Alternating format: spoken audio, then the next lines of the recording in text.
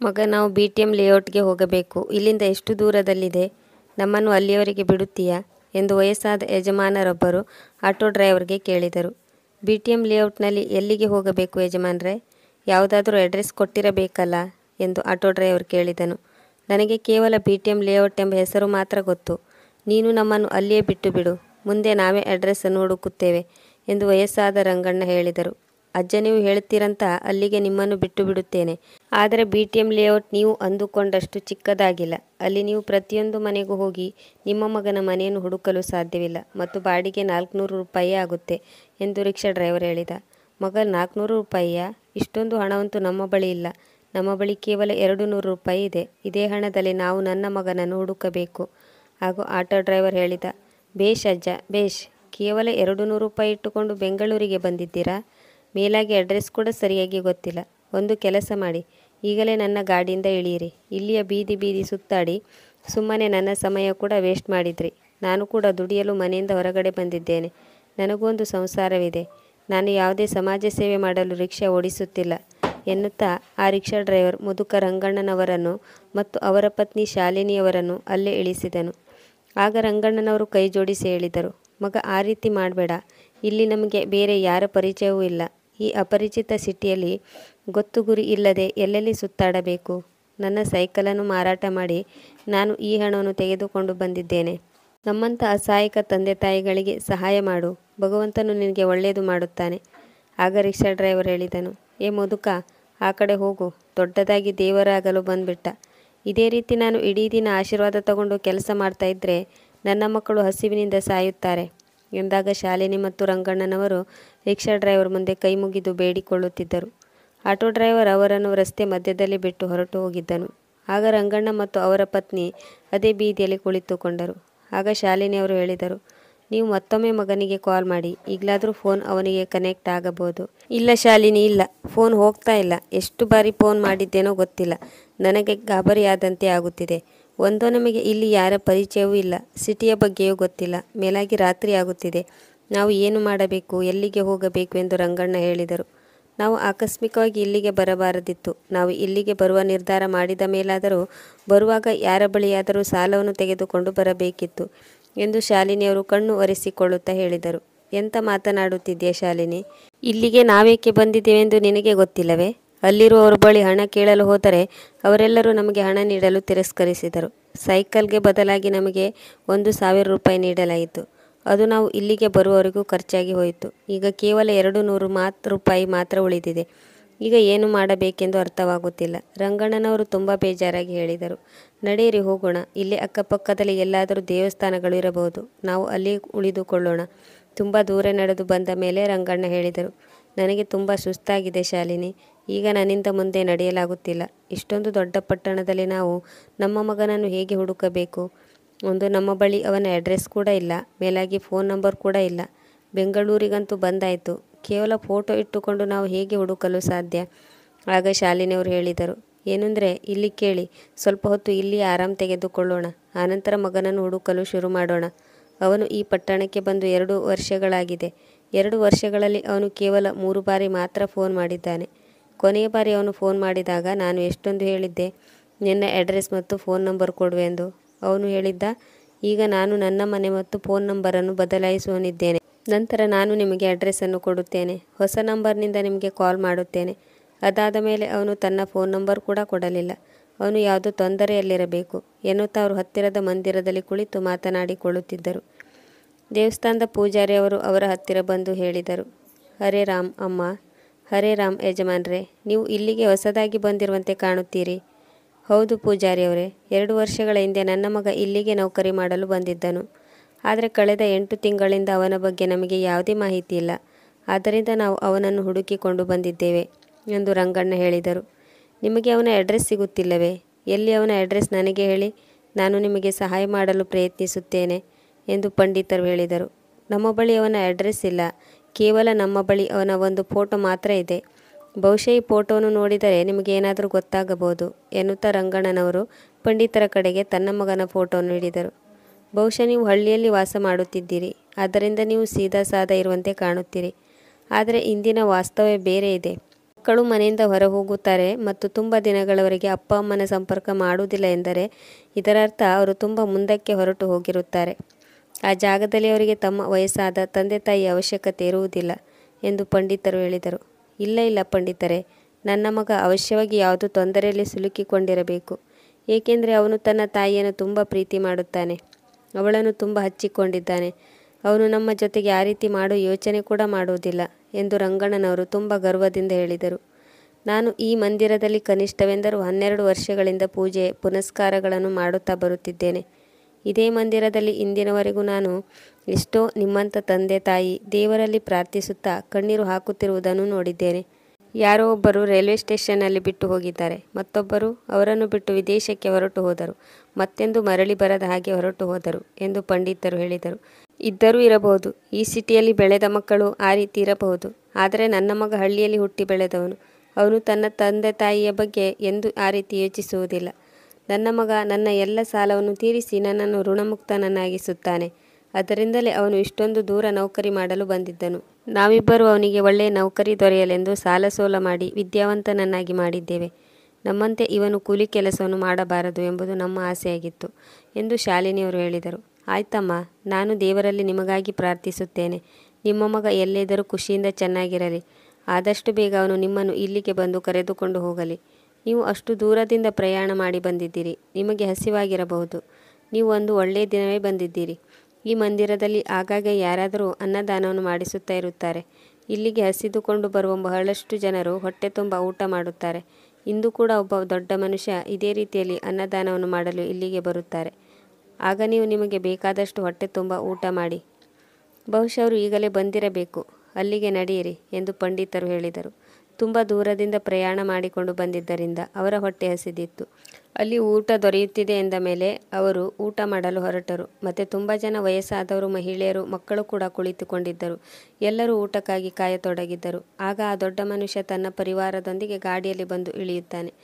ಅವನೊಬ್ಬ ದೊಡ್ಡ ಕುಟುಂಬದ ವ್ಯಕ್ತಿಯಂತೆ ತೋರುತ್ತಿದ್ದನು. ಈಗ ಎಲ್ಲರಿಗೂ ಊಟವನ್ನು ಬಡಿಸಲಾಯಿತು. ಎಲ್ಲರೂ ಊಟ ಮಾಡುತ್ತಿರುವಾಗ ಒಬ್ಬಳು ಮಹಿಳೆ ಗಾಡಿಯಿಂದ ಇಳಿದವಳು ಎಲ್ಲರ ಮಧ್ಯೆ ಬಂದು ನಿಂತುಕೊಂಡು ಹೇಳಿದಳು, ನೀವೆಲ್ಲರೂ ಹೊಟ್ಟೆ ತುಂಬ ಊಟ ಮಾಡಿ. ಊಟ ಮಾಡಿದ ಮೇಲೆ ಯಾರೂ ಇಲ್ಲಿಂದ ಹೋಗಬಾರದು. ಎಲ್ಲರಿಗೂ ಚಾಪೆ ಮತ್ತು ಕಂಬಳಿಯನ್ನು ಕೂಡ ನೀಡಲಾಗುವುದು. ಆಗ ಆ ಗಾಡಿಯಿಂದ ಇಳಿದ ಮತ್ತೊಬ್ಬ ವ್ಯಕ್ತಿ ಹೇಳಿದರು, ಇಲ್ಲಿಯವರೆಗೂ ರಂಗಣ್ಣ ಮತ್ತು ಶಾಲಿನಿ ಇಬ್ಬರು ತಲೆ ತಗ್ಗಿಸಿಕೊಂಡು ಊಟ ಮಾಡುತ್ತಿದ್ದರು. ಆದರೆ ಆ ವ್ಯಕ್ತಿಯ ಧ್ವನಿಯನ್ನು ಕೇಳಿ ಅವರಿಬ್ಬರು ಊಟ ಮಾಡುವುದನ್ನು ನಿಲ್ಲಿಸಿದರು. ಅವರಿಗೆ ಆ ಧ್ವನಿಯು ತಮ್ಮ ಗುರುತು ಪರಿಚಯದ ಧ್ವನಿಯಂತೆ ತೋರಿತು. ಯಾವಾಗ ಅವರು ತಲೆ ಎತ್ತಿ ನೋಡಿದರೋ ಆಗ ತಮ್ಮ ಕಣ್ಣನ್ನು ತಾವೇ ನಂಬದಾದರು. ಏಕೆಂದರೆ ಇವನು ಅವರ ಮಗ ಲೋಹಿತ್ ಆಗಿದ್ದ. ತನ್ನ ಮಗನ ಮಾತನ್ನು ಕೇಳಿ ರಂಗಣ್ಣನವರು ಮಗನ ಬಳಿಗೆ ಬಂದರು. ತನ್ನ ಮಗನ ಮುಖವನ್ನು ನೋಡುತ್ತಲೇ ಅವನನ್ನು ತಬ್ಬಿಕೊಂಡು ಅಳತೊಡಗಿದರು. ನನ್ನ ಮಗ ನನಗೆ ಸಿಕ್ಕಿದನು. ದೇವರೇ, ನಿನಗೆ ತುಂಬ ತುಂಬ ಧನ್ಯವಾದಗಳು. ಮಗ, ನೀನು ಇಲ್ಲಿಯವರೆಗೆ ಎಲ್ಲಿದ್ದೆ? ನಿನ್ನ ಅಪ್ಪ ಅಮ್ಮನನ್ನು ಹಾಗೆ ಮರೆತು ಹೋದೆಯಾ? ಇಷ್ಟರಲ್ಲೇ ಶಾಲಿನಿಯವರು ಕೂಡ ಬಂದರು. ಅವರು ಕೂಡ ಮಗನನ್ನು ಅಪ್ಪಿಕೊಂಡು ಬಿಕ್ಕಿ ಬಿಕ್ಕಿ ಅತ್ತರು. ಲೋಹಿತ್ನ ಬಾಯಿಂದ ಯಾವುದೇ ಮಾತುಗಳು ಹೊರಡಲಿಲ್ಲ. ಇವರ ಮಗ ನೀನೇನಾ? ನೀನೆಂಥ ಮಗ? ಅಪ್ಪ ಅಮ್ಮನಿಗೆ ನಿನ್ನ ಸರಿಯಾದ ಅಡ್ರೆಸ್ ಕೂಡ ಹೇಳಲಿಲ್ಲ. ಪಾಪ, ಅವರು ಈ ಮಂದಿರದಲ್ಲಿ ಮಲಗಿಕೊಂಡಿದ್ದರು. ಇವರ ಬಳಿ ಅಡ್ರೆಸ್ಸೂ ಇಲ್ಲ, ಎಲ್ಲಾದರೂ ಹೋಗಿ ಹುಡುಕಲು ಹಣವೂ ಇಲ್ಲ ಎಂದು ಪಂಡಿತರು ಹೇಳಿದರು. ಪರವಾಗಿಲ್ಲ ಪಂಡಿತ್ರೆ, ದೇವರು ದೊಡ್ಡವನು. ನಮ್ಮ ಮಗ ನಮಗೆ ಸಿಕ್ಕಿದನು. ಈಗ ನಮಗೆ ಬೇರೇನೂ ಬೇಡ. ಮಗ, ನೀನು ಅನ್ನದಾನ ಮಾಡಿ ಒಳ್ಳೆ ಕೆಲಸನೇ ಮಾಡುತ್ತಿದ್ದೀಯಾ. ದೇವರು ನಿನಗೆ ಒಳ್ಳೆಯದು ಮಾಡಲಿ ಎಂದು ಶಾಲಿನಿಯವರು ತನ್ನ ಮಗನ ತಲೆಯ ಮೇಲೆ ಕೈಯಿಡುತ್ತಾ ಹೇಳಿದರು. ಏನಾಯಿತು ಲೋಹಿತ್? ಬೇಗ ಬೇಗ ಎಲ್ಲರಿಗೂ ನೀಡು, ತುಂಬ ದೊಡ್ಡ ಲೈನ್ ಇದೆ ಎಂದ ಧ್ವನಿಯತ್ತ ತೋರಿಸಿ ಶಾಲಿನಿ ಕೇಳಿದರು. ಮಗ, ಇವಳ್ಯಾರು? ಅಮ್ಮ, ಇವಳು ನಿಮ್ಮ ಸೊಸೆ ಎಂದು ಲೋಹಿತ್ ಹೇಳಿದನು. ಸೊಸೆ? ನಿನ್ನ ಮದುವೆ ಕೂಡ ಆಯಿತೆ? ನಮಗೆ ಹೇಳಲೇ ಇಲ್ಲ ಎಂದು ರಂಗಣ್ಣನವರು ಕೇಳಿದರು. ಅಪ್ಪಾಜಿ, ವಾಸ್ತವದಲ್ಲಿ ನಮ್ಮ ಮದುವೆ ಅರ್ಜೆಂಟಾಗಿ ನಡೆದು ಹೋಯಿತು. ಯಾರಿಗೂ ಮದುವೆ ಬಗ್ಗೆ ಹೇಳುವ ಅವಕಾಶವೇ ಸಿಗಲಿಲ್ಲ. ಇವರಂತೂ ಪ್ರತಿದಿನ ನಿಮ್ಮನ್ನು ನೆನಪು ಮಾಡಿಕೊಳ್ಳುತ್ತಿದ್ದರು. ಇವರು ನಿಮ್ಮನ್ನು ಮರೆತಿಲ್ಲ. ಅಷ್ಟೇ, ನನ್ನ ಅಪ್ಪನಿಗೆ ಆರೋಗ್ಯದಲ್ಲಿ ಏರುಪೇರಾದಾಗ ಅವರ ಬಿಸ್ನೆಸ್ ಅನ್ನು ಇವರೇ ಸ್ವತಃ ಚೆನ್ನಾಗಿ ನೋಡಿಕೊಂಡರು. ಆದ್ದರಿಂದ ಇವರಿಗೆ ಹಳ್ಳಿಗೆ ಹೋಗಲು ಅವಕಾಶವೇ ಸಿಗಲಿಲ್ಲ. ಫೋನ್ ನಂಬರ್ ಬಗ್ಗೆ ಹೇಳಬೇಕೆಂದರೆ ಇವರ ಬಳಿ ಫೋನ್ ನಂಬರ್ ಕೂಡ ಇಟ್ಟುಕೊಂಡಿಲ್ಲ. ಮತ್ತು ಹಳ್ಳಿಯ ನಿಮ್ಮ ಪಕ್ಕದ ಮನೆಯ ಫೋನ್ ನಂಬರ್ ಕೂಡ ಕಳೆದು ಹೋಗಿತ್ತು. ಅದನ್ನು ಒಂದು ಕಾಲದಲ್ಲಿ ಬರೆದುಕೊಂಡು ತಮ್ಮ ಕಿಸೆಯಲ್ಲಿ ಇಟ್ಟುಕೊಂಡಿದ್ದರು. ಈಗ ನೀವು ಹಳ್ಳಿಗೆ ಮರಳಿ ಹೋಗಬಾರದು. ನಿಮ್ಮ ಮೊಮ್ಮಕ್ಕಳು ಮತ್ತು ಮಗನೊಂದಿಗೆ ಇಲ್ಲೇ ಇರಿ ಎಂದು ಸೊಸೆ ಶಶಿರೇಖಾ ಹೇಳಿದಳು. ಅಪ್ಪಾಜಿ, ನನ್ನನ್ನು ಕ್ಷಮಿಸಿಬಿಡಿ. ನಾನು ಹೇಗೆ ನಿಮ್ಮನ್ನು ಮರೆತು ಹೋದೆನೋ ಗೊತ್ತಾಗಲಿಲ್ಲ. ನನ್ನಂಥ ನಾಲಾಯಕ್ ಮಗನನ್ನು ದೇವರು ಯಾರಿಗೂ ಕೊಡುವುದು ಬೇಡ. ಈಗ ನಾನು ನನ್ನ ತಪ್ಪಿಗೆ ಪ್ರಾಯಶ್ಚಿತ್ತ ಮಾಡಿಕೊಳ್ಳಲು ಬಯಸಿದ್ದೇನೆ. ಇಂದಿನಿಂದ ನೀವು ನಮ್ಮ ಜೊತೆ ಇರಬೇಕು. ಇಷ್ಟು ದಿನ ನಾನು ನಿಮ್ಮಿಂದ ದೂರ ಇದ್ದೆ. ಈಗ ನಿಮ್ಮ ಜೊತೆ ಇದ್ದು ನಿಮ್ಮ ಸೇವೆ ಮಾಡಿ ಮಾಡಿದ ತಪ್ಪನ್ನು ಸರಿ ಮಾಡಿಕೊಳ್ಳಲು ಪ್ರಯತ್ನಿಸುತ್ತೇನೆ. ಹೀಗೆ ಹೇಳಿದಾಗ ಅಲ್ಲಿರುವ ಎಲ್ಲರ ಕಣ್ಣಲ್ಲೂ ನೀರು ಬಂತು. ಶಾಲಿನಿ ಮತ್ತು ರಂಗಣ್ಣನವರು ಅಲ್ಲಿಂದ ಮಗ ಸೊಸೆಯ ಜೊತೆ ಹೊರಟು ಬರುತ್ತಾರೆ. ಹೋಗುವಾಗ ಶಾಲಿನಿಯವರು ತುಂಬ ಗರ್ವದಿಂದ ಪಂಡಿತರಲ್ಲಿ ಹೇಳುತ್ತಾರೆ, ನೋಡಿ ಪಂಡಿತ್ರೆ, ಇಂದು ನನ್ನ ಮಗ ಮಂದಿರದಲ್ಲಿ ನಮಗೆ ದೊರೆತನು. ನಾನು ನಿಮಗೆ ಮೊದಲೇ ಹೇಳಿದ್ನಲ್ಲ, ನಮ್ಮ ಮಗ ಬೇರೆಯವರ ಹಾಗೆ ನಮ್ಮನ್ನು ಮರೆತಿಲ್ಲ. ಬದಲಾಗಿ ತನ್ನ ಕೆಲಸ ಕಾರ್ಯದಲ್ಲಿ ಸ್ವಲ್ಪ ಮಗ್ನನಾಗಿದ್ದನು. ಈಗ ನಾವು ಅವರ ಜೊತೆ ಇರಲು ಹೋಗುತ್ತಿದ್ದೇವೆ ಎಂದು ಶಾಲಿನಿಯವರು ಹೇಳಿದರು. ಹೋಗಿ ಬನ್ನಿ, ನೀವು ಕೂಡ ಚೆನ್ನಾಗಿ ಖುಷಿಯಿಂದ ಇರಿ ಎಂದು ಹಾರೈಸುತ್ತೇನೆ ಎಂದು ಪಂಡಿತರು ತಮ್ಮ ಆಶೀರ್ವಾದ ನೀಡುತ್ತಾ ಹೇಳಿದರು. ಆನಂತರ ಶಾಲಿನಿ ಮತ್ತು ರಂಗಣ್ಣನವರು ಮಗನ ಜೊತೆ ಹೊರಟು ಹೋದರು. ನೀವು ಸುಸ್ತಾಗಿರಬಹುದು, ನಡೆಯಿರಿ, ಏನಾದರೂ ತಿಂದು ಕುಡಿದು ಮೊದಲು ಆರಾಮ್ ತೆಗೆದುಕೊಳ್ಳಿ. ಉಳಿದ ಮಾತುಗಳನ್ನು ನಾಳೆ ಆಡೋಣ ಎಂದು ಶಶಿರೇಖಾ ಹೇಳಿದಳು. ಮಾರನೇ ದಿನ ರಂಗಣ್ಣ ಮತ್ತು ಶಾಲಿನಿ ಇಬ್ಬರು ಚಹಾ ಕುಡಿಯುತ್ತಿದ್ದರು. ಆಗ ಅವರ ಮನೆ ಕೆಲಸದಾಕೆ ರಾಜಮ್ಮ ಬಂದಳು. ಆಗ ಶಶಿರೇಖಾ ಅವಳ ಲೆಕ್ಕಾಚಾರವನ್ನೆಲ್ಲ ಚುಕ್ತ ಮಾಡಿ ಅವಳನ್ನು ಇಂದಿನಿಂದ ಕೆಲಸಕ್ಕೆ ಬರಬೇಡ ಎಂದು ಹೇಳಿ ಕೆಲಸದಿಂದ ತೆಗೆದುಹಾಕಿದಳು. ಮತ್ತೆ ಶಶಿರೇಖಾ ಶಾಲಿನಿ ಅವರಲ್ಲಿ ಹೇಳಿದಳು, ಇವಳು ಸರಿಯಾಗಿ ಕೆಲಸ ಮಾಡುತ್ತಿರಲಿಲ್ಲ, ಆದ್ದರಿಂದ ಇವಳನ್ನು ಮನೆಗೆ ಕಳಿಸಿದ್ದೇನೆ. ನಾವಾದರೂ ಎಷ್ಟು ಜನರಿದ್ದೇವೆ, ನಾವೆಲ್ಲ ಸೇರಿ ಹಂಚಿಕೊಂಡು ಕೆಲಸ ಮಾಡೋಣ. ಆಗ ಶಾಲಿನಿ ಹೇಳಿದರು, ಹೌದಮ್ಮ, ನೀನು ಹೇಳುವುದು ಸರಿ, ಮತ್ತು ಕೆಲಸ ಮಾಡುವುದರಿಂದ ನಮ್ಮ ಆರೋಗ್ಯ ಕೂಡ ಚೆನ್ನಾಗಿರುತ್ತದೆ. ಹಳ್ಳಿಯಲ್ಲಿ ಎಲ್ಲ ಕೆಲಸವನ್ನು ಸ್ವತಃ ನಾವೇ ಮಾಡುತ್ತಿದ್ದೆವು. ಶಾಲಿನಿಯವರು ಇದೆಲ್ಲವನ್ನು ತಮ್ಮ ಮುಗ್ಧತೆಯಿಂದ ಹೇಳುತ್ತಿದ್ದರು. ಆದರೆ ಶಶಿರೇಖಾಳ ಮನದಲ್ಲಿ ಏನು ಓಡುತ್ತಿದೆ ಎಂದು ಅವರಿಗೆ ಅರ್ಥವಾಗಲಿಲ್ಲ. ಒಂದು ದಿನ ಶಶಿರೇಖಾ ಮನೆಯಲ್ಲಿ ಒಂದು ಚಿಕ್ಕ ಪಾರ್ಟಿಯನ್ನು ಮಾಡಿದಳು. ಬೆಳಗ್ಗಿನಿಂದ ಶಾಲಿನಿ ಅವರನ್ನು ಅಡುಗೆ ಕೋಣೆಯಲ್ಲಿ ಇರುವಂತೆ ನೋಡಿಕೊಂಡಳು. ಶಾಲಿನಿಯವರು ಆ ದಿನ ತುಂಬ ಕಷ್ಟಪಟ್ಟು ಅಡುಗೆ ಮಾಡಿದರು. ಶಶಿರೇಖಾಳ ಗೆಳತಿಯರು ಪಾರ್ಟಿಗೆ ಬಂದಾಗ ಎಲ್ಲರೂ ಶಾಲಿನಿ ಅವರನ್ನು ಕೆಲಸದವಳೆಂದು ತಿಳಿದು ಕೂಗಿ ಕೂಗಿ ಕರೆದು ಅದು ಬೇಕು ಇದು ಬೇಕು ಎಂದು ಅಪ್ಪಣೆ ಮಾಡುತ್ತಿದ್ದರು. ಒಬ್ಬ ಗೆಳತಿಯಂತೂ ಕೇಳೇ ಬಿಟ್ಟಳು, ಫುಲ್ ಟೈಮ್ ಕೆಲಸದಾಳು ನಿನಗೆ ಎಲ್ಲಿಂದ ದೊರೆತಳು? ನಾನು ಕೂಡ ತುಂಬ ದಿನದಿಂದ ಒಬ್ಬಳು ಕೆಲಸದಾಳಿಗಾಗಿ ಹುಡುಕಾಡುತ್ತಿದ್ದೇನೆ, ಆದರೆ ಸಿಗುತ್ತಲೇ ಇಲ್ಲ. ಇವಳಿಗೆ ಎಷ್ಟು ಸಂಬಳ ನೀಡುತ್ತಿದ್ದೀಯಾ? ಆಗ ಶಶಿರೇಖಾ ಹೇಳಿದಳು, ಅಯ್ಯೋ, ಇವಳು ಫುಲ್ ಟೈಮ್ ಕೂಡ ಹೌದು ಮತ್ತು ಫ್ರೀ ಕೂಡ. ಇವಳು ನನ್ನ ಅತ್ತೆ, ಹಳ್ಳಿಯಿಂದ ಬಂದಿದ್ದಾಳೆ. ಲೋಹಿತ್ ಅವರನ್ನು ಯಾವಾಗಲೂ ಮರೆತಿದ್ದನು. ಆದರೆ ಇವರಿಬ್ಬರು ತನ್ನ ಮಗನನ್ನು ಹುಡುಕಿಕೊಂಡು ಮಗನ ಜೊತೆ ಇರುವ ಆಸೆಯಿಂದ ಇಲ್ಲಿಯವರೆಗೂ ಬಂದಿದ್ದಾರೆ. ಅವನಂತೂ ತುಂಬ ಸಿಟ್ಟು ಮಾಡಿಕೊಳ್ಳುತ್ತಿದ್ದ. ಆದರೆ ಎಲ್ಲರ ಮುಂದೆ ಅವನಿಗೂ ಕೂಡ ಏನನ್ನೂ ಹೇಳಲಾಗಲಿಲ್ಲ. ಅವನು ನನಗೂ ಕೂಡ ಕಾಲ್ ಮಾಡಿ ಹೇಳಿದ್ದ. ಆದರೆ ನಾನು ಅವರನ್ನು ಮನೆಗೆ ಕರೆದುಕೊಂಡು ಹೋಗೋಣ. ಇಂದಿನ ದಿನಗಳಲ್ಲಿ ಮನೆ ಕೆಲಸದವರ ಅಧಿಕ ಪ್ರಸಂಗಗಳಂತೂ ನಿನಗೆ ಗೊತ್ತೇ ಇದೆ. ಇವರು ಪುಕ್ಸಟ್ಟೆ ನಮಗೆ ಸಿಕ್ಕಿದ್ದಾರೆ ಎಂದರೆ ಅವರನ್ನು ಹೇಗೆ ಇಟ್ಟುಕೊಳ್ಳದೇ ಇರಲು ಸಾಧ್ಯ ಎಂದಿದ್ದೆ. ಈಗ ನನ್ನ ಕರಾಮತ್ತು ಹೇಗಿದೆ ನೋಡು. ಆಗ ಅವಳ ಗೆಳತಿ ಹೇಳಿದಳು, ಇವಳು ನಿನ್ನ ಅತ್ತೆಯೇ? ವಾವ್, ಶಶಿರೇಖಾ, ಒಳ್ಳೆ ಐಡಿಯಾವನ್ನೇ ಮಾಡಿದ್ದೀಯಾ. ಬಹುಶಃ ನಮಗೂ ಕೂಡ ಇದೇ ರೀತಿ ಹಳ್ಳಿಯ ಅತ್ತೆ ಇದ್ದರೆ ತುಂಬ ಚೆನ್ನಾಗಿರುತ್ತಿತ್ತು ಎಂದಾಗ ಅವರೆಲ್ಲರೂ ಜೋರಾಗಿ ನಕ್ಕರು. ಅವರ ಮಾತುಗಳನ್ನು ಶಾಲಿನಿಯವರು ಕೂಡ ಕೇಳಿಸಿಕೊಂಡರು. ಆಗ ಅವಳ ಕಣ್ಣುಗಳಿಂದ ಕಣ್ಣೀರು ತುಂಬಿ ಬಂತು. ಆದರೆ ಅವಳು ಏನು ಮಾತನಾಡದೆ ಅಡುಗೆ ಕೋಣೆಯೊಳಗೆ ಹೋದಳು. ಅವರ ಧ್ಯಾನ ತನ್ನ ಸೊಸೆ ಶಶಿರೇಖಾಳ ಮಾತಿನ ಕಡೆಗೆ ಇದ್ದುದರಿಂದ ಅವಳು ತಿಂಡಿಯನ್ನು ತರುವಾಗ ಅದನ್ನು ಶಶಿರೇಖಾಳ ಮೇಲೆ ಬೀಳಿಸಿದಳು. ಇದರಿಂದ ಶಶಿರೇಖಾ ಸಿಟ್ಟಿನಿಂದ ಉರಿದು ಹೋದಳು ಮತ್ತು ಶಾಲಿನಿಯವರನ್ನು ಹಿಡಿದೆಳೆದು ಅವರ ಕೆನ್ನೆಗೊಂದು ಬಾರಿಸಿದಳು ಮತ್ತು ಹೇಳಿದಳು, ಏ ಹಳ್ಳಿ ಗುಗ್ಗು ಮುದುಕಿ, ಇಲ್ಲಿಯ ರೀತಿ ರಿವಾಜುಗಳನ್ನು ಕಲಿತುಕೊಂಡಿರಬಹುದು ಎಂದುಕೊಂಡಿದ್ದೆ, ಆದರೆ ಈ ಹಳ್ಳಿಯ ಗುಗ್ಗು ಎಂದಾದರೂ ಬದಲಾಗುತ್ತಾರೆಯೇ? ಆಗ ಶಾಲಿನಿ ಹೇಳಿದರು, ಮಗಳೇ, ನಾನು ಉದ್ದೇಶಪೂರ್ವಕವಾಗಿ ಹಾಗೆ ಮಾಡಿಲ್ಲ. ಆ ರೀತಿ ಏಕೆ ಮಾತನಾಡುತ್ತಿದ್ದೀಯಾ? ಎಲ್ಲರ ಮುಂದೆ ನನ್ನ ಮರ್ಯಾದೆ ತೆಗೆಯುತ್ತಿದ್ದೀಯಾ ಎಂದು ಅಳುತ್ತಾ ಅಲ್ಲಿಂದ ಹೊರಟು ಹೋದಳು. ಆ ಸಮಯದಲ್ಲಿ ರಂಗಣ್ಣನವರು ಕೂಡ ಮನೆಯಲ್ಲಿ ಇರಲಿಲ್ಲ. ಮನೆಯ ಸಾಮಾನುಗಳನ್ನು ತರಲು ಶಶಿರೇಖಾ ಅವರನ್ನು ಮಾರ್ಕೆಟ್ಗೆ ಕಳಿಸಿದ್ದಳು. ಸ್ವಲ್ಪ ಹೊತ್ತಿನ ನಂತರ ರೋಹಿತ್ ಮತ್ತು ರಂಗಣ್ಣ ಮನೆಗೆ ಬಂದರು. ಶಶಿರೇಖಾ ಲೋಹಿತ್ಗೆ ಹೇಳಿದಳು, ಲೋಹಿತ್, ನೀನು ನನಗೆ ಏನು ಹೇಳಿದ್ದೆ? ಈ ಮುದುಕಿಯೊಂದಿಗೆ ಚೆನ್ನಾಗಿ ನಡೆದುಕೋ, ಅದರಿಂದ ಅವಳು ನಮ್ಮ ಎಲ್ಲ ಕೆಲಸವನ್ನು ಚೆನ್ನಾಗಿ ಮಾಡುತ್ತಿರಲಿ ಎಂದು ಹೇಳಿದ್ದೀಯಲ್ಲವೇ? ಆದರೆ ಇಂದು ನಿನ್ನ ಅಮ್ಮ ಎಲ್ಲರ ಮುಂದೆ ನನ್ನ ಮಾನವನ್ನು ಹರಾಜು ಹಾಕಿದಳು. ಮೇಲಾಗಿ ನನ್ನ ಬೆಲೆ ಬಾಳುವ ಡಿಸೈನ್ ಡ್ರೆಸ್ಸನ್ನು ಕೂಡ ಹಾಳು ಮಾಡಿದಳು. ನಾನು ಹೀಗೆ ಆಗಲಿ ಎಂದು ರಾಜಮ್ಮನವರನ್ನು ಕೆಲಸದಿಂದ ತೆಗೆದು ಹಾಕಿದ್ದೇನೆಯೇ ಎಂದಾಗ ರಂಗಣ್ಣ ಹೇಳಿದರು, ಮಗಳೇ, ಏನು ಹೇಳುತ್ತಿದ್ದೀಯಾ? ನಾವು ನಿನ್ನ ತಂದೆ ತಾಯಿ ಸಮಾನ, ಬದಲಾಗಿ ನಿನ್ನ ಯಾವುದೇ ನೌಕರರಲ್ಲ. ನೀನು ಇದೇನು ಮಾತನಾಡುತ್ತಿದ್ದೀಯಾ? ಆಗ ಲೋಹಿತ್ ಹೇಳಿದನು, ಅಪ್ಪ, ನೀವು ಸುಮ್ಮನಿರಿ. ನಿಮಗೆ ಗೊತ್ತೇ, ಈ ಫ್ಲ್ಯಾಟ್ ನನ್ನ ಕೆಲಸ ಶಶಿರೇಖಾಳ ಅಪ್ಪನೇ ಕೊಟ್ಟಿದ್ದಾರೆ. ನಿಮ್ಮ ಮಗನಾಗಿ ನಾನು ಜೀವನವಿಡೀ ಬಡತನವನ್ನೇ ನೋಡಿದ್ದೇನೆ. ಆದ್ದರಿಂದಲೇ ನಿಮ್ಮನ್ನು ಬಿಟ್ಟು ನಿಮ್ಮಿಂದ ದೂರ ಇಲ್ಲಿಗೆ ಹೊರಟು ಬಂದಿದ್ದೆ. ಆದರೆ ನಾನು ಮೂರ್ಖನಾಗಿದ್ದೆ. ಕೇವಲ ಫೋನ್ ನಂಬರ್ ಬದಲಿಸುವುದರಿಂದ ನಿಮ್ಮಿಂದ ತಪ್ಪಿಸಿಕೊಳ್ಳಬಹುದು ಎಂದುಕೊಂಡಿದ್ದೆ. ಆದರೆ ನೀವೇ ಇಲ್ಲಿಯವರೆಗೆ ನನ್ನನ್ನು ಹುಡುಕಿಕೊಂಡು ಬಂದಿದ್ದೀರಿ ಎಂದು ಲೋಹಿತ್ ಹೇಳಿದಾಗ ಶಶಿರೇಖಾ ಹೇಳಿದಳು, ಕೇಳಿ, ನೀವಿಬ್ಬರು ಕಿವಿಗೊಟ್ಟು ಕೇಳಿ. ನೀವು ಇಲ್ಲಿ ಇರಬೇಕೆಂದರೆ ಇಲ್ಲಿಯ ಎಲ್ಲ ಕೆಲಸವನ್ನು ಮಾಡಬೇಕು. ಇಲ್ಲದೆ ಹೋದರೆ ಅದೇ ಮುರುಕಲು ಮನೆಗೆ ಮರಳಿ ಹೊರಟು ಹೋಗಿ. ಮಗ ಸೊಸೆಯ ಈ ರೂಪವನ್ನು ನೋಡಿ ಶಾಲಿನಿ ಮತ್ತು ರಂಗಣ್ಣ ಇಬ್ಬರು ಹೈರಾಣಾದರು. ಪಂಡಿತರು ಸತ್ಯವನ್ನೇ ಹೇಳಿದರು ಎಂದು ಅವರಿಗೆ ಈಗ ನೆನಪಾಗಿ ಯೋಚಿಸತೊಡಗಿದರು. ಇಬ್ಬರು ಅಳುತ್ತಾ ತಮ್ಮ ಕೋಣೆಗೆ ಹೊರಟು ಬಂದರು. ಪಾಪ, ಅವರಾದರೂ ಏನು ಹೇಳುತ್ತಾರೆ. ಇದಾದ ಮೇಲೆ ಶಶಿರೇಖಾ ಮತ್ತು ಲೋಹಿತ್ ಇಬ್ಬರು ಅವರಿಗೆ ತುಂಬ ಕಷ್ಟ ನೀಡತೊಡಗಿದರು. ಶಶಿರೇಖಾಳಂತೂ ಒಮ್ಮೆ ತೊಳೆದ ಪಾತ್ರೆ ಮತ್ತು ಬಟ್ಟೆಯನ್ನು ಕೂಡ ಸ್ವಚ್ಛವಾಗಲಿಲ್ಲ ಎಂದು ಮತ್ತೆ ಮತ್ತೆ ಸ್ವಚ್ಛಗೊಳಿಸಲು ಶಾಲಿನಿಯವರಿಗೆ ನೀಡುತ್ತಿದ್ದಳು. ಈಗಂತೂ ಪ್ರತಿದಿನ ಹೀಗೆ ನಡೆಯತೊಡಗಿತ್ತು. ಲೋಹಿತ್ನು ಮಾತು ಮಾತಿಗೆ ತನ್ನ ತಂದೆಯ ಮೇಲೆ ಕೈ ಮಾಡತೊಡಗಿದನು. ಇತ್ತ ಶಾಲಿನಿಯವರು ಕೂಡ ಕತ್ತೆಯಂತೆ ದುಡಿಯತೊಡಗಿದರು. ಹಾಗೆ ಮಾಡಿದರೂ ಕೂಡ ಮಗ ಸೊಸೆ ಇಬ್ಬರು ಅವರಿಗೆ ತುಂಬ ತೊಂದರೆ ಕೊಡುತ್ತಿದ್ದರು. ಒಂದು ರಾತ್ರಿ ಶಶಿರೇಖಾ ಶಾಲಿನಿಯವರಿಗೆ ಹೇಳಿದಳು, ಅಮ್ಮ, ನಾವು ನಮ್ಮ ಕೋಣೆಗೆ ಹೋಗುತ್ತಿದ್ದೇವೆ. ನಮಗಿಬ್ಬರಿಗೂ ಕೋಣೆಗೆ ಹಾಲು ತಂದು ಕೊಡಿ. ಆದರೆ ಕೇವಲ ನಮಗಾಗಿ ಮಾತ್ರ. ನೀವು ಹಾಲು ಕುಡಿಯಬೇಡಿ. ಸ್ವಲ್ಪ ಹೊತ್ತಿನಲ್ಲಿ ಶಾಲಿನಿಯವರು ಹಾಲನ್ನು ಕೊಡಲು ಅವರ ರೂಮಿನ ಕಡೆಗೆ ಹೋಗುತ್ತಿದ್ದಾಗ ಶಶಿರೇಖಾಳ ಧ್ವನಿ ಕೇಳಿಸಿತು. ಲೋಹಿತ್, ನಾವು ಇವರಿಗೆ ಇಷ್ಟೊಂದು ಕಾಟ ಕೊಡುತ್ತಿದ್ದೇವೆ. ಆದರೂ ಕೂಡ ಅವರು ಇಲ್ಲಿಂದ ಹೋಗುವ ಯಾವುದೇ ಲಕ್ಷಣ ಕಾಣಿಸುತ್ತಿಲ್ಲ. ಆದರೆ ಹಳ್ಳಿಯವರಿಗೆ ಎಲ್ಲಕ್ಕಿಂತಲೂ ತಮ್ಮ ಮರ್ಯಾದೆ ಹೆಚ್ಚು ಎಂದು ನೀನು ಯಾವಾಗಲೂ ಹೇಳುತ್ತಿದ್ದೀಯಲ್ಲ. ಈಗ ಎಲ್ಲಿ ಹೋಯ್ತು ಅವರ ಮರ್ಯಾದೆ ಎಂದಾಗ ಲೋಹಿತ್ ಹೇಳಿದನು. ಹೌದು ಡಿಯರ್, ನಾನು ಕೂಡ ಇದನ್ನೇ ಯೋಚಿಸುತ್ತಿದ್ದೇನೆ ಎಂದಾಗ ಶಶಿರೇಖಾ ಹೇಳಿದಳು. ಏನಾದರೂ ಒಂದು ಉಪಾಯ ಮಾಡು. ನನಗಂತೂ ಇವರನ್ನು ನೋಡಿದರೆ ಅಸಹ್ಯ ಆಗುತ್ತೆ. ಇದನ್ನು ಕೇಳಿ ಶಾಲಿನಿಯವರು ರಂಗಣ್ಣನವರ ಬಳಿ ಬಂದು ಹೇಳಿದರು. ಏನಂದರೆ, ನನ್ನ ಮಾತು ಕೇಳಿ, ನಾವು ಹಳ್ಳಿಗೆ ಹೋಗೋಣ. ಹಳ್ಳಿಯಲ್ಲಿ ಮರ್ಯಾದೆಯಿಂದ ಕುಡಿದ ಉಪ್ಪಿನಕಾಯಿ ಗಂಜಿಯು ಇಲ್ಲಿಯ ಅಪಮಾನದ ಹಾಲು ತುಪ್ಪದ ಮೃಷ್ಟಾನ್ನಕ್ಕಿಂತ ಎಷ್ಟೋ ಪಾಲು ಮೇಲು ಎಂದು ಹೇಳುತ್ತಾ ಶಾಲಿನಿಯವರು ರಂಗಣ್ಣನವರಿಗೆ ಎಲ್ಲ ವಿಷಯವನ್ನು ಹೇಳಿದಳು. 2 ದಿನಗಳ ನಂತರ ರಂಗಣ್ಣನವರು ಲೋಹಿತ್ನಿಗೆ ತನ್ನ ಫೋನನ್ನು ನೀಡುತ್ತಾ ಹೇಳಿದರು. ಲೋಹಿತ್, ಫೋನಲ್ಲಿ ಏನು ಹೇಳುತ್ತಿದ್ದಾರೆ ನೋಡು ಸ್ವಲ್ಪ. ಬಹುಶಃ ಯಾರೋ ಸಾಲಗಾರರು ಇರಬೇಕು. ನನಗೆ ಇವರು ಹೇಳುವ ಮಾತುಗಳು ಅರ್ಥವಾಗುತ್ತಿಲ್ಲ. ಆಗ ಲೋಹಿತ್ ಫೋನ್ ತೆಗೆದುಕೊಂಡು ಹಲೋ ಹೇಳಿದಾಗ, ನೀವು ರಂಗನಾಥ್ ಮಾತನಾಡುತ್ತಿರುವುದಾ?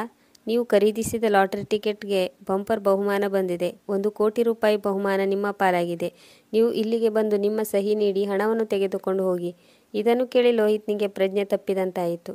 ಹಾಗೋ ಹೀಗೋ ತನ್ನನ್ನು ತಾನು ಸಂಭಾಳಿಸಿಕೊಂಡು ಹೇಳಿದನು, ಹಾಂ, ನಾವು ಬರುತ್ತೇವೆ ಎನ್ನುತ್ತಾ ಕಟ್ ಮಾಡಿದನು. ಆಗ ರಂಗಣ್ಣ ಅವರು ಲೋಹಿತ್ನಿಗೆ ಕೇಳಿದರು, ಮಗ, ಅವರು ಏನು ಹೇಳುತ್ತಿದ್ದರು? ಅವರ ಹಣವನ್ನು ಎಲ್ಲಿಯವರೆಗೆ ಹಿಂತಿರುಗಿಸಬೇಕಂತೆ? ಆಗ ಲೋಹಿತ್ ಹೇಳಿದನು, ಅಪ್ಪ, ನಾವು ನಾಳೆಯೇ ಹೊರಟು ನಿಮ್ಮ ಎಲ್ಲ ಸಾಲದ ಹಣವನ್ನು ಅವರಿಗೆ ಹಿಂತಿರುಗಿಸಬೇಕು. ನಿಮ್ಮ ಸಹಿ ಕೂಡ ಬೇಕಾಗುತ್ತದೆ. ನೀವೇನು ಚಿಂತೆ ಮಾಡಬೇಡಿ. ಇನ್ನು ಮುಂದೆ ನಿಮಗೆ ಯಾರೂ ಸಾಲದ ಹಣಕ್ಕಾಗಿ ತೊಂದರೆ ನೀಡುವುದಿಲ್ಲ. ನಿಮ್ಮ ಸಾಲ ಎಷ್ಟಿದೆ ಎಂದಾಗ ರಂಗಣ್ಣನವರು ಹೇಳಿದರು, ಸುಮಾರು 50,000 ರೂಪಾಯಿ ಇರಬಹುದು. ನಿನಗೆ ಗೊತ್ತಾ ಮಗನೇ, ನಾನು ಸಾಲವನ್ನು ತೀರಿಸಲು ತುಂಬ ಕಷ್ಟಪಡುತ್ತಿದ್ದೇನೆ. ಇದಕ್ಕಾಗಿ ಎಷ್ಟೊಂದು ಲಾಟ್ರಿ ಟಿಕೆಟ್ಗಳನ್ನು ಖರೀದಿಸಿದ್ದೇನೋ ನನಗೆ ಗೊತ್ತಿಲ್ಲ. ಲಾಟ್ರಿಯೂ ಬಂದಿಲ್ಲ, ಸಾಲವೂ ತೀರಿಲ್ಲ. ಕೇವಲ ಹಣ ಮಾತ್ರ ಖರ್ಚು ಮಾಡುತ್ತಿದ್ದೇನೆ. ಆಗ ಲೋಹಿತ್ ಹೇಳಿದನು, ಏನು ತೊಂದರೆ ಇಲ್ಲ. ನಿಮ್ಮ ಎಲ್ಲ ಸಾಲವನ್ನು ನಾನೇ ತೀರಿಸುತ್ತೇನೆ. ಇದನ್ನು ನೀವು ನನಗಾಗಿ, ನನ್ನ ಓದಿಗಾಗಿಯೇ ಸಾಲ ತೆಗೆದುಕೊಂಡಿದ್ದೀರಲ್ಲವೇ? ಅದಕ್ಕಾಗಿ ನಾನೇ ಕೊಡುತ್ತೇನೆ. ಮಾರನೇ ದಿನ ಲೋಹಿತ್ ರಂಗಣ್ಣನವರನ್ನು ಕರೆದುಕೊಂಡು ಮೊದಲು ಅವರ ಹಳ್ಳಿಗೆ ಹೋಗಿ ತಂದೆಯ ಎಲ್ಲ ಸಾಲವನ್ನು ತೀರಿಸಿ ಫೋನಿನಲ್ಲಿ ಹೇಳಿದ ಅಡ್ರೆಸ್ಗೆ ತನ್ನ ತಂದೆಯವರನ್ನು ಕರೆದುಕೊಂಡು ಹೋದನು. ಅವರು ಒಂದು ಕಾಗದದಲ್ಲಿ ರಂಗಣ್ಣನವರಿಂದ ಸಹಿಯನ್ನು ತೆಗೆದುಕೊಳ್ಳುತ್ತಾರೆ. ನಂತರ ಆ ವ್ಯಕ್ತಿ ಲೋಹಿತ್ನಿಗೆ ಹೇಳುತ್ತಾರೆ, ನೀವು ಕೂಡ ಇಲ್ಲಿ ಸಹಿ ಮಾಡಿ. ಏಕೆಂದರೆ ಇವರ ಜೊತೆಗೆ ಯಾರು ಬಂದಿದ್ದಾರೆ ಎಂಬುದಕ್ಕೆ ಸಾಕ್ಷಿಗಾಗಿ ನಿಮ್ಮ ಸಹಿ ಬೇಕು. ಇಬ್ಬರು ಸಹಿ ಮಾಡಿ ಮರಳಿ ಮನೆಗೆ ಬರುತ್ತಾರೆ. ಆಗ ಲೋಹಿತ್ ಆ ವ್ಯಕ್ತಿಯಲ್ಲಿ ಒಬ್ಬನೇ ಇರುವಾಗ ಕೇಳಿದ, ಲಾಟ್ರಿ ಹಣ ನಾನು ನೀಡಿರುವ ಈ ಅಕೌಂಟ್ಗೆ ಬರುತ್ತದಲ್ಲವೇ ಎಂದಾಗ ಅವನು ಹೌದು ಎಂದು ಹೇಳಿದನು. ಆಗಿನಿಂದಲೇ ಲೋಹಿತ್ ತನ್ನ ಅಕೌಂಟಿಗೆ 1 ಕೋಟಿ ಬರುವ ಕನಸು ಕಾಣತೊಡಗಿದನು. ಒಂದು ದಿನ ಶಶಿರೇಖಾ ಹೇಳಿದಳು, ಇಂದು ಮನೆಯಲ್ಲಿ ಒಂದು ದೊಡ್ಡ ಪಾರ್ಟಿ ಇದೆ. ನಿಮ್ಮ ಹೊಸ ಬಟ್ಟೆಗಳನ್ನು ಗೆಸ್ಟ್ ಹೌಸ್ನಲ್ಲಿ ಇಡಲಾಗಿದೆ. ಅದನ್ನು ಧರಿಸಿಕೊಳ್ಳಿ. ಆ ಬಟ್ಟೆಗಳನ್ನು ನೋಡುತ್ತಾ ಶಾಲಿನಿಯವರು ಹೇಳಿದರು, ಇದು ಯಾವ ರೀತಿಯ ಬಟ್ಟೆಗಳು? ನಾನು ಇಂಥ ಬಟ್ಟೆಗಳನ್ನು ಎಂದೂ ತೊಟ್ಟಿಲ್ಲ. ಇದನ್ನು ನಾನು ಹೇಗೆ ತೊಡುವುದು? ಆಗ ರಂಗಣ್ಣ ಹೇಳಿದರು, ಬಹುಶಃ ಇಲ್ಲಿ ಪಾರ್ಟಿಗಾಗಿ ಇಂಥ ಬಟ್ಟೆಗಳನ್ನು ತೊಡುತ್ತಾರೆ ಎಂದು ತೋರುತ್ತದೆ. ಇದನ್ನು ಧರಿಸಿಕೋ. ಇದು ಸಲ್ವಾರ್ ಕಮೀಜ್ ರೀತಿಯ ಡ್ರೆಸ್ ಅಲ್ಲವೇ? ನಮ್ಮ ಹಳ್ಳಿಯಲ್ಲಿ ಹುಡುಗಿಯರು ಕೂಡ ಇಂಥ ಡ್ರೆಸ್ಸನ್ನು ಧರಿಸುತ್ತಾರೆ. ಇದರಲ್ಲಿ ತೊಂದರೆ ಏನು ಬಂತು? ನಮ್ಮ ಮಗ ಸೊಸೆ ಇಷ್ಟೊಂದು ಪ್ರೀತಿಯಿಂದ ಕೊಟ್ಟಿದ್ದಾರೆ ಅಂದ ಮೇಲೆ ಧರಿಸಿಕೋ. ನಂತರ ಅವರಿಬ್ಬರು ಆ ಡ್ರೆಸ್ಸನ್ನು ಧರಿಸಿಕೊಂಡು ತಯಾರಾಗಿ ಪಾರ್ಟಿಗೆ ಬಂದರು. ಆಗ ಶಾಲಿನಿಯವರು ಹೇಳಿದರು, ಇಲ್ಲಿ ನಮ್ಮ ಹಾಗೆ ತುಂಬ ಜನ ನಾವು ಧರಿಸಿದ ಬಣ್ಣದ ಬಟ್ಟೆಯೇ ಧರಿಸಿ ಸುತ್ತಾಡುತ್ತಿದ್ದಾರೆ ಎಂದಾಗ ರಂಗಣ್ಣ ಹೇಳಿದರು, ನಾನು ನಿನಗೆ ಮೊದಲೇ ಹೇಳಿದ್ದೇನಲ್ಲವೇ, ಇಲ್ಲಿ ಪಾರ್ಟಿಯಲ್ಲಿ ಎಲ್ಲರೂ ಇದೇ ಬಟ್ಟೆಯನ್ನು ತೊಡುತ್ತಾರೆ. ಆಗ ಶಾಲಿನಿಯವರು ಹೇಳಿದರು, ಆದರೆ ಕೆಲವು ಜನರು ಬೇರೆ ಬೇರೆ ದುಬಾರಿ ಬಟ್ಟೆಯನ್ನು ಧರಿಸಿಕೊಂಡಿದ್ದಾರೆ. ಮಗ ಮತ್ತು ಸೊಸೆ ಕೂಡ ಬೆಲೆ ಬಾಳುವ ಬಟ್ಟೆನೇ ಧರಿಸಿದ್ದಾರೆ ಎಂದಾಗ ರಂಗಣ್ಣನವರು ಹೇಳಿದರು, ಹೌದು, ನಮ್ಮ ಹಾಗೆ ಬಟ್ಟೆ ತೊಟ್ಟುಕೊಂಡವರು ಎಲ್ಲರ ಯೋಗಕ್ಷೇಮನ ವಿಚಾರಣೆ ಮಾಡುತ್ತಿದ್ದಾರೆ.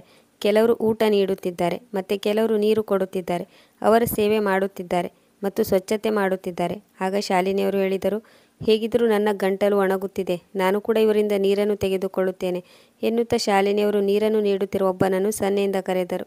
ಅವನು ರಂಗಣ್ಣನವರು ಧರಿಸಿದ ರೀತಿಯ ಬಟ್ಟೆಯನ್ನೇ ತೊಟ್ಟಿದ್ದನು. ತಮ್ಮ ಸ್ವಲ್ಪ ನೀರು ಕೊಡು, ತುಂಬ ನೀರಡಿಕೆಯಾಗಿದೆ ಎಂದು ಶಾಲಿನಿ ಅವರು ಕುರ್ಚಿಯಲ್ಲಿ ಕುಳಿತುಕೊಳ್ಳುತ್ತಾ ಹೇಳಿದರು. ಆಗ ಆ ನೀರು ಕೊಡುವ ಹುಡುಗ ಹೇಳಿದನು, ಅಮ್ಮ ತುಂಬ ಆರಾಮ್ ತೆಗೆದುಕೊಳ್ಳಬೇಡಿ, ಏನಾದರೂ ಒಂದು ಕೆಲಸ ಮಾಡುತ್ತೀರಿ, ಇಲ್ಲಾಂದರೆ ನಿಮ್ಮ ಅರ್ಧ ಸಂಬಳವನ್ನು ಕಟ್ ಮಾಡುತ್ತಾರೆ, ಹೋಗಿ ಎಲ್ಲರಿಗೂ ಕಟ್ಲೆಟ್ ಬಡಿಸಿರಿ ಎಂದು ಆ ವ್ಯಕ್ತಿ ಸಿಟ್ಟಿನಿಂದ ಹೇಳಿದನು. ಆಗ ಶಾಲಿನಿಯವರು ರಂಗಣ್ಣ ಇಬ್ಬರು ಆಶ್ಚರ್ಯದಿಂದ ಒಬ್ಬರಿಗೊಬ್ಬರು ತಮ್ಮ ತಮ್ಮ ಮುಖವನ್ನು ನೋಡಿಕೊಂಡರು. ಆಗ ಶಾಲಿನಿ ಕೇಳಿದಳು, ಇವನೇನು ಹೇಳಿ ಹೋದ, ನಡೆಯಿರಿ ಲೋಹಿತ್ನಲ್ಲಿ ಕೇಳೋಣ ಎಂದುಕೊಂಡು ಅವನ ಬಳಿ ಇಬ್ಬರು ಹೋಗುತ್ತಿರುವಾಗ ಶಶಿರೇಖಾ ಅವರ ಮುಂದೆ ಬಂದು ಹೇಳಿದಳು, ಒಳ್ಳೆಯದು, ನೀವು ನನ್ನ ಕಣ್ಣಿಗೆ ಬಿದ್ದದ್ದು ಒಳ್ಳೆಯದೇ ಆಯಿತು. ಒಳಕ್ಕೆ ಹೋಗಿ ನಿಮ್ಮ ಮೊಮ್ಮಗನನ್ನು ನೋಡಿಕೊಳ್ಳಿ, ಎಲ್ಲಿಯವರೆಗೆ ಪಾರ್ಟಿ ಮುಗಿಯುವುದಿಲ್ಲವೋ ಅಲ್ಲಿಯವರೆಗೆ ಹೊರಕ್ಕೆ ಬರಬೇಡಿ ಎನ್ನುತ್ತಾ ತನ್ನ ಮಗನನ್ನು ಇವರ ಮಡಿಲಲ್ಲಿ ಹಾಕಿದಳು. ಮಗನನ್ನು ತನ್ನ ಅತ್ತೆ ಮಾವನಿಗೆ ಒಪ್ಪಿಸುತ್ತಿರುವಾಗ ಹಿಂದಿನಿಂದ ಅವಳ ಒಬ್ಬಳು ಗೆಳತಿ ಬಂದು ಹೇಳಿದಳು, ಶಶಿರೇಖಾ, ಇದೇನು, ಇವರ್ಯಾರು, ನಿನ್ನ ಮಗನನ್ನು ನೋಡಿಕೊಳ್ಳೋ ಕೆಲಸದ ಆಳುಗಳೇ? ಆಗ ಶಶಿರೇಖಾ ಹೇಳಿದಳು, ಹೌದಮ್ಮ, ನನ್ನ ಮಗನಿಗಾಗಿ ಇವರು ಬಂದಿದ್ದಾರೆ. ಇಂದಿನ ದಿನಗಳಲ್ಲಿ ಮಗುವನ್ನು ಅಪರಿಚಿತರನ್ನು ನಂಬಿ ಬಿಟ್ಟು ಹೋಗಲು ಸಾಧ್ಯವಿಲ್ಲ. ಅವರಲ್ಲೇ ಈ ಜೋಡಿ ಸ್ವಲ್ಪ ಪ್ರಾಮಾಣಿಕವಾಗಿದ್ದಾರೆ ಎಂದು ಅನಿಸಿತ್ತು. ಆದ್ದರಿಂದ ಇವರನ್ನು ನೇಮಿಸಿಕೊಂಡೆ. ಶಶಿರೇಖಾ ಹೇಳುತ್ತಿರುವಾಗ ಲೋಹಿತ್ ಕೂಡ ಅಲ್ಲೇ ನಿಂತಿದ್ದನು. ಅವನ ಬಾಯಿಂದ ಒಂದು ಶಬ್ದವೂ ಕೂಡ ಹೊರಬರಲಿಲ್ಲ. ಅವನ ತಂದೆ ತಾಯಿಗಳು ಹೈರಾಣಾಗಿ ಹೋಗಿದ್ದರು. ಇವಳೇನು ಮಾತನಾಡುತ್ತಿದ್ದಾಳೆ, ಬಹುಶಃ ಇವಳು ಕೆಲಸದಾಳುಗಳ ಸಮವಸ್ತ್ರವನ್ನು ನಮಗೆ ನೀಡಿದ್ದಾರೆ. ನಾವು ಇದರ ಬಗ್ಗೆ ಏನೇನೆಲ್ಲ ಯೋಚಿಸಿದೆವು. ಅವರು ತಕ್ಷಣ ನಡೆದು ಲೋಹಿತ್ನಲ್ಲಿ ಕೇಳಿದರು. ಆಗ ಲೋಹಿತ್ ಹೇಳಿದನು, ಅಮ್ಮ, ಅಪ್ಪ, ನನ್ನ ಮಗನನ್ನು ಮಾತ್ರ ನೋಡಿಕೊಳ್ಳಲು ನಿಮಗೆ ಹೇಳಿದ್ದೇವೆ ಎಂದಾಗ ರಂಗಣ್ಣ ತನ್ನ ಮಗನಲ್ಲಿ ಹೇಳಿದರು, ಮಗ, ನಾವು ನಮ್ಮ ಮೊಮ್ಮಗನನ್ನು ಹೇಗಿದ್ದರೂ ನೋಡಿಕೊಳ್ಳುತ್ತೇವೆ, ಅದು ನಮಗೆ ತುಂಬ ಇಷ್ಟವೂ ಕೂಡ. ಯಾರಾದರೂ ಅಜ್ಜ ಅಜ್ಜಿಗೆ ತಮ್ಮ ಮೊಮ್ಮಗುವನ್ನು ನೋಡಿಕೊಳ್ಳುವ ಅವಕಾಶ ದೊರೆಯುತ್ತದೆ ಎಂದಾದರೆ ಅದಕ್ಕಿಂತ ಖುಷಿಯಾದ ವಿಷಯ ಬೇರೆ ಯಾವುದೂ ಇರುವುದಿಲ್ಲ. ಆದರೆ ನೀವು ನಮ್ಮನ್ನು ಆಯಾಗಳಾಗಿ ಮೋಸದಿಂದ ಇಲ್ಲಿಗೆ ಕರೆದುಕೊಂಡು ಬಂದಿದ್ದೀರಲ್ಲ, ಇದರ ಬದಲು ನಮ್ಮ ಹಳ್ಳಿಯ ಬಡತನವೇ ಮೇಲೆಂದು ನಮಗೆ ತೋರುತ್ತಿದೆ. ಇದರರ್ಥ ನೀನು ಉದ್ದೇಶಪೂರ್ವಕವಾಗಿ ನಮ್ಮನ್ನು ದೂರ ಇಟ್ಟಿದ್ದೀಯಲ್ಲವೇ? ಏಕೆಂದರೆ ನಿನಗೆ ನಾವು ಗುಲಾಮರಾಗಿರುವುದೇ ಇಷ್ಟ ಎಂದು ತೋರುತ್ತದೆ ಅಲ್ಲವೇ? ಆದರೆ ಮಗ, ನಾವು ಬಡವರಿರಬಹುದು, ಆದರೆ ಗುಲಾಮರಾಗಿರಲು ಸಾಧ್ಯವಿಲ್ಲ. ಯಾವಾಗಲೂ ಇದನ್ನು ನೆನಪಿಟ್ಟುಕೋ. ಯಾವ ಗಂಡಸು ತನ್ನ ಹೆಂಡತಿಯ ಆಸ್ತಿಗಾಗಿ ಆಸೆ ಪಡುತ್ತಾನೋ ಅವನು ಜೀವನವಿಡೀ ಗುಲಾಮನಾಗಿಯೇ ಇರುತ್ತಾನೆ ಎಂದು ಶಾಲಿನಿಯವರು ಹೇಳಿದರು. ನಡೆ ಶಾಲಿನಿ, ನಾವು ಇಲ್ಲಿಂದ ಹೊರಟು ಹೋಗೋಣ ಎಂದು ರಂಗಣ್ಣನವರು ಹೇಳಿದರು. ಅಷ್ಟರಲ್ಲಿ ಶಶಿರೇಖಾ ಬಂದು ಹೇಳಿದಳು, ಎಲ್ಲಿಗೆ ಹೋಗುವ ಮಾತನಾಡುತ್ತಿದ್ದೀರಾ? ನಿಮ್ಮ ಊರಿಗೆ ಹೋಗಲು ನಿಮ್ಮ ಬಳಿ ಹಣವಿದೆಯೇ? ಅಥವಾ ಆ ಮಂದಿರದ ಬಳಿ ಹೋಗಿ ಉಳಿದುಕೊಳ್ಳಲು ಯೋಚಿಸಿದ್ದೀರಾ? ಇಲ್ಲಿಂದ ಹಳ್ಳಿ ತುಂಬ ದೂರವಿದೆ ಎಂದಾಗ ಶಾಲಿನಿಯವರು ಹೇಳಿದರು, ನಾವು ಹೇಗೆ ಬಂದಿದ್ದೇವೋ ಹಾಗೆ ಹೊರಟು ಹೋಗುತ್ತೇವೆ. ನೀನು ನಮ್ಮ ಬಗ್ಗೆ ಚಿಂತೆ ಮಾಡುವ ಅವಶ್ಯಕತೆ ಇಲ್ಲ. ಈ ಮಾತಿಗೆ ಶಶಿರೇಖೆ ಸಿಟ್ಟಾಗಿ ಹೇಳಿದಳು, ಎಲ್ಲರೂ ಇಲ್ಲಿ ಕೇಳಿ, ಈ ಬಿಕಾರಿಗಳನ್ನು ನಾನು ಮಂದಿರದಿಂದ ಕರೆದುಕೊಂಡು ಬಂದು ನಮ್ಮ ಮನೆಯಲ್ಲಿ ಉಳಿಸಿಕೊಂಡೆ.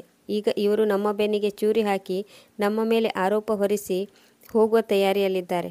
ಒಳ್ಳೆತನಕ್ಕೆ ಕಾಲವಿಲ್ಲ ಎಂದಾಗ ರಂಗಣ್ಣನವರು ಹೇಳಿದರು, ನೀನು ಇದೇನು ಮಾತನಾಡುತ್ತಿದ್ದೀಯಾ? ನಾವು ನಿನಗೆ ಏನೂ ಮಾಡಿಲ್ಲ, ಬದಲಾಗಿ ನೀನು ನಮ್ಮನ್ನು ಕೆಟ್ಟದಾಗಿ ನಡೆಸಿಕೊಂಡಿದ್ದೀಯಾ ಎಂದಾಗ ಶಶಿರೇಖಾ ನಿಮ್ಮ ಬಾಯಿ ಮುಚ್ಚಿ ಎಂದು ಚೀರಿ ಹೇಳಿದಳು. ನನ್ನ ವಜ್ರದ ಸರ ಕಾಣಿಸುತ್ತಿಲ್ಲ. ಲೋಹಿತ್, ನಿನ್ನ ಅಪ್ಪ ಅಮ್ಮ ಇದನ್ನು ತೆಗೆದುಕೊಂಡಿಲ್ಲ ತಾನೆ? ಆಗ ಲೋಹಿತ್ ಹೇಳಿದನು, ನೋಡು ಶಶಿರೇಖಾ, ಇವರು ಮೊದಲಿನಿಂದ ಬಡವರು, ಕಳ್ಳತನ ಮಾಡಿರಬಹುದು. ಆಗ ರಂಗಣ್ಣನವರು ಹೇಳಿದರು, ಲೋಹಿತ್, ನೀನು ನಿನ್ನ ಅಪ್ಪ ಅಮ್ಮನ ಮೇಲೆ ಕಳ್ಳತನದ ಆರೋಪ ಹೊರಿಸಲು ನಾಚಿಕೆ ಆಗುವುದಿಲ್ಲವೇ? ಆಗ ಲೋಹಿತ್ ಹೇಳಿದನು, ಹೌದು, ಹೇಳುತ್ತಿದ್ದೇನೆ, ಏಕೆಂದರೆ ನಿಮ್ಮ ಪರಿಸ್ಥಿತಿ ಏನೆಂದು ನನಗೆ ಚೆನ್ನಾಗಿ ಗೊತ್ತು. ಅಪ್ಪ ಕಳ್ಳತನ ಮಾಡಿದಿರಿ ಎಂದರೆ ಒಪ್ಪಿಕೊಂಡು ಬಿಡಿ. ಹಾಗೆ ಮಾಡಿದರೆ ನಿಮ್ಮ ಬ್ಯಾಗನ್ನು ಚೆಕ್ ಮಾಡುವ ಅವಶ್ಯಕತೆ ಇಲ್ಲ. ಆಗ ಶಾಲಿನಿ ಹೇಳಿದರು, ಮೊದಲು ನನ್ನ ಬ್ಯಾಗ್ ಚೆಕ್ ಮಾಡು, ಇಲ್ಲಿಂದಲೇ ಶುರು ಮಾಡು. ಆಗ ಶಶಿರೇಖಾ ಹೇಳಿದಳು, ನೋಡಲು ಚೆಕ್ ಮಾಡಲು ನನ್ನಿಂದ ಸಾಧ್ಯವಿಲ್ಲ, ನೀವೇ ನೋಡಿ, ಇಲ್ಲಾಂದರೆ ನಾನು ಪೊಲೀಸರನ್ನು ಕರೆಯಬೇಕಾಗುತ್ತದೆ. ಆನಂತರ ಅವರೇ ಚೆಕ್ ಮಾಡುತ್ತಾರೆ. ಈಗ ಶಾಲಿನಿ ಮತ್ತು ರಂಗಣ್ಣನವರು ಒದ್ದೆಯಾದ ಕಣ್ಣುಗಳಿಂದ ದುಃಖಿತರಾಗಿ ಅಸಹಾಯಕರಾಗಿ ಕುಳಿತುಕೊಂಡರು. ಎಲ್ಲರೂ ಅವರನ್ನು ಕಳ್ಳರ ದೃಷ್ಟಿಯಲ್ಲಿ ನೋಡುತ್ತಿದ್ದರು. ಅವರು ತುಂಬಿದ ಕಣ್ಣುಗಳಿಂದ ಸ್ವಂತ ಮಗನೇ ತಮ್ಮ ಬ್ಯಾಗ್ ಚೆಕ್ ಮಾಡುತ್ತಿರುವುದನ್ನು ಮತ್ತು ತಮ್ಮ ಮರ್ಯಾದೆ ಎಲ್ಲರ ಮುಂದೆ ಹರಾಜಾಗುವುದನ್ನು ನೋಡತೊಡಗಿದರು.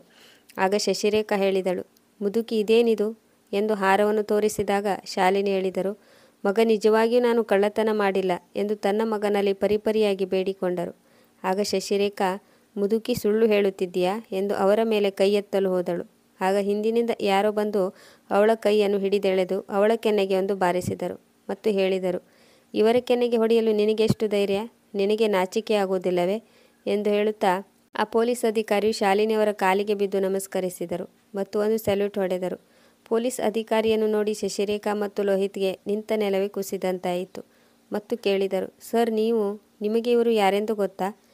ಇವರು ಯಾರು ಎಂದು ಶಶಿರೇಖಾ ಕೇಳಿದಾಗ ಪೊಲೀಸ್ ಅಧಿಕಾರಿ ಹೇಳಿದರು, ಇಲ್ಲ, ನಮಗೇನು ಗೊತ್ತಿಲ್ಲ. ನಾನು ನಿಮ್ಮ ತಂದೆಯವರು ಹೇಳಿದ್ದಕ್ಕಾಗಿ ಬಂದಿದ್ದೇನೆ. ಅವರು ಹೇಳುತ್ತಿದ್ದರು, ಯಾವಾಗ ಅವರು ನಿಮಗೆ ಈ ಫ್ಲ್ಯಾಟನ್ನು ಖಾಲಿ ಮಾಡಲು ಹೇಳುತ್ತಾರೋ ಆಗ ನೀವು ಅವರಿಗೆ ಹೊಡೆಯಲು ಬರಬಹುದು ಎಂದು ನನಗೆ ಬರಲು ಹೇಳಿದ್ದರು ಮತ್ತು ನೀವು ಅವರ ಮೇಲೆ ಕೈ ಎತ್ತಬಾರದು. ನಾವು ಇಲ್ಲೇ ಇರುತ್ತೇವೆ ಎಂದು ಪೊಲೀಸ್ ಅಧಿಕಾರಿ ಹೇಳಿದರು.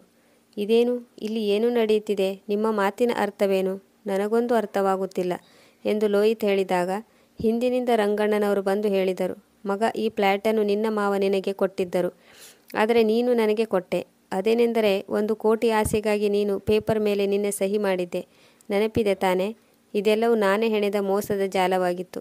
ನೀನು ಏನಂತ ತಿಳಿದುಕೊಂಡಿದ್ದೆ? ಕೇವಲ ನಿನಗೆ ಮಾತ್ರ ಈ ರೀತಿಯ ಮೋಸದ ಜಾಲವನ್ನು ಹೆಣೆಯಲು ಬರುತ್ತದೆ ಎಂದುಕೊಂಡೆಯಾ? ನಾನು ಹಳ್ಳಿಯ ಗುಗ್ಗು ಆಗಿರಬಹುದು, ನಮಗೆ ಮರ್ಯಾದೆ ಎಂದರೆ ತುಂಬ ಶ್ರೇಷ್ಠ. ಹೀಗೆಂದು ಗೊತ್ತಿದ್ದರೂ ನೀವು ನಮ್ಮ ಮರ್ಯಾದೆಯನ್ನು ಎಲ್ಲರ ಮುಂದೆ ಹರಾಜು ಹಾಕಿದ್ರಿ. ಆದ್ದರಿಂದಲೇ ಇಷ್ಟೆಲ್ಲ ನಾಟಕವನ್ನು ಆಡಬೇಕಾಯಿತು. ರಂಗಣ್ಣನವರು ಈ ರೀತಿ ಹೇಳುತ್ತಿದ್ದಂತೆ ಶಶಿರೇಖಾ ಲೋಹಿತ್ನಲ್ಲಿ ಹೇಳಿದಳು, ನಾವು ಸದ್ಯದಲ್ಲೇ ಕೋಟ್ಯಾಧಿಪತಿಯಾಗುತ್ತಿದ್ದೇವೆ ಎಂದು ನೀನು ಹೇಳುತ್ತಿದ್ದೀಯಲ್ಲ? ಆಗ ರಂಗಣ್ಣ ಹೇಳಿದರು, ಮಗಳೇ, ನಾನು ಹೇಳುತ್ತೇನೆ. ಇವನು ಕೋಟಿ ಲಾಟರಿ ಹೊಡೆದಿದೆ ಎಂದು ತಿಳಿದುಕೊಂಡು ಯಾವ ಕಾಗದದ ಮೇಲೆ ತನ್ನ ಸಹಿಯನ್ನು ಮಾಡಿದ್ದನೋ ಅದು ವಾಸ್ತವದಲ್ಲಿ ಈ ಫ್ಲ್ಯಾಟ್ನ ಕಾಗದ ಪತ್ರವಾಗಿತ್ತು. ಈಗ ಅವನು ಇದನ್ನು ನನ್ನ ಹೆಸರಿಗೆ ಮಾಡಿದ್ದಾನೆ ಮತ್ತು ಇವನು ನನ್ನ ಎಲ್ಲ ಸಾಲವನ್ನು ತೀರಿಸಿದ್ದಾನೆ. ಈಗ ನೀವು ಇಲ್ಲಿ ಉಳಿಯಬೇಕೆಂದರೆ ನಮ್ಮ ನೌಕರರಾಗಿರಬೇಕು. ಏನೆಂದರೆ ನಿಮ್ಮಂಥ ಮೋಸಗಾರರಿಗೆ ನಾನು ಕೂಡ ಸ್ವಲ್ಪ ಮೋಸ ಮಾಡಿದೆ. ಯಾರಾದರೂ ತಮ್ಮ ಮಿತಿಗೆ ಮೀರಿ ವರ್ತಿಸಿದರೆ ಹೀಗೇ ಆಗುತ್ತದೆ ಎಂದು ರಂಗಣ್ಣನವರು ಹೇಳಿದರು. ಆಗ ಶಶಿರೇಖಾ ಹೇಳಿದಳು, ಅದು ಹೇಗೆ ಈ ಫ್ಲ್ಯಾಟ್ ನಿಮ್ಮ ಹೆಸರಿಗೆ ಆಗುತ್ತದೆ? ನನ್ನ ಅಪ್ಪನ ಬಗ್ಗೆ ನಿಮಗೆ ಗೊತ್ತಿಲ್ಲ. ಅವರ ಮುಂದೆ ಈ ಪೊಲೀಸರು ಕೂಡ ಏನೂ ಮಾಡಲು ಸಾಧ್ಯವಿಲ್ಲ. ಇಲ್ಲಿ ಈಗಲೇ ಅಪ್ಪನನ್ನು ಕರೆಸುತ್ತೇನೆ ಎಂದು ಹೇಳಿ ಶಶಿರೇಖಾ ತನ್ನ ಫೋನನ್ನು ತೆಗೆಯುತ್ತಿದ್ದಂತೆ ಅವರಪ್ಪ ಸತ್ಯನಾರಾಯಣ್ ಒಳಗೆ ಬರುತ್ತಾ ಹೇಳಿದರು, ಶಶಿ ಮಗಳೇ, ಫೋನ್ ಮಾಡುವ ಅವಶ್ಯಕತೆ ಇಲ್ಲ, ನಿನ್ನ ಅಪ್ಪ ಬಂದಿದ್ದೇನೆ. ತಂದೆಯನ್ನು ನೋಡುತ್ತಲೇ ಶಶಿರೇಖಾ ಹೇಳಿದಳು, ಅಪ್ಪ, ನೀವು ಇಲ್ಲಿ ನೀವೇ ಸ್ವತಃ ಬಂದಿದ್ದೀರಾ? ಈ ಮುದುಕನಿಗೆ ಹೇಳಿ ಈ ಫ್ಲ್ಯಾಟ್ ತನ್ನದು ಎಂದು ಹೇಳುತ್ತಿದ್ದಾನೆ. ದೊಡ್ಡದಾಗಿ ಬಂದ್ಬಿಟ್ರು ಫ್ಲ್ಯಾಟ್ ತನ್ನದೆಂದು ಹೇಳಲು ಎಂದು ಶಶಿರೇಖಾ ಹೇಳಿದಳು. ಆಗ ಸತ್ಯನಾರಾಯಣ್ ಹೇಳಿದರು, ಮಗಳೇ, ಇದನ್ನು ಕಾನೂನುಬದ್ಧವಾಗಿ ಅವರು ತಮ್ಮ ಹೆಸರಿಗೆ ಮಾಡಿಕೊಂಡಿದ್ದಾರೆ. ಕಾನೂನಿಗಿಂತ ನಾನು ದೊಡ್ಡವನಲ್ಲ ಎಂದು ಹೇಳಿದರು. ಅಪ್ಪ, ನೀವು ಇದೇನು ಹೇಳುತ್ತಿದ್ದೀರಿ ಎಂದು ಶಶಿರೇಖಾ ಕೇಳಿದಾಗ ಸತ್ಯನಾರಾಯಣ್ ಹೇಳಿದರು, ನಿಮ್ಮಿಂದ ತಿರಸ್ಕರಿಸಲ್ಪಟ್ಟು ಇವರು ತಮ್ಮ ಪಾಡಿಗೆ ತಾವು ಹಳ್ಳಿಗೆ ಹೋಗುತ್ತಿದ್ದರು. ಹೋಗುವಾಗ ಹೊರಗೆ ನನಗೆ ಡಿಕ್ಕಿ ಹೊಡೆದರು. ಈ ರಂಗ ನನ್ನ ಬಾಲ್ಯದ ಗೆಳೆಯ. ಎಲ್ಲವನ್ನೂ ತಿಳಿದ ನಾನು ಇವನಿಗೆ ಈ ರೀತಿ ಅನ್ಯಾಯವಾಗಲು ಹೇಗೆ ಅವಕಾಶ ಕೊಡಲಿ ಹೇಳು? ಅದು ನನ್ನ ಮಗಳಿಂದಲೇ ಅವರಿಗೆ ಅನ್ಯಾಯವಾಗುತ್ತಿದೆ ಎಂದಾಗ ನನಗೆ ತುಂಬ ಬೇಜಾರಾಯಿತು. ನಿನಗೆ ಗೊತ್ತೇನು, ಒಂದು ಕಾಲದಲ್ಲಿ ನಾನು ಕೂಡ ಇವರ ಹಾಗೆ ಬಡವನಾಗಿದ್ದೆ. ಆಗ ಇವನು ಪ್ರತಿದಿನ ನನಗೆ ಊಟ ಕೊಡುತ್ತಿದ್ದನು. ಮೊದಲೇ ಇವನಿಗೆ ಊಟಕ್ಕೆ ಏನೂ ಇರುತ್ತಿರಲಿಲ್ಲ, ಆದರೂ ನನಗೆ ಊಟ ನೀಡುತ್ತಿದ್ದ. ಆನಂತರ ನಾನು ಪಟ್ಟಣಕ್ಕೆ ಬಂದು ಸೆಟ್ಲಾದೆ. ನಾನು ಶ್ರೀಮಂತನಾಗಬೇಕೆಂಬ ಭರದಲ್ಲಿ ಇವನನ್ನು ಮರೆತೇ ಹೋದೆ.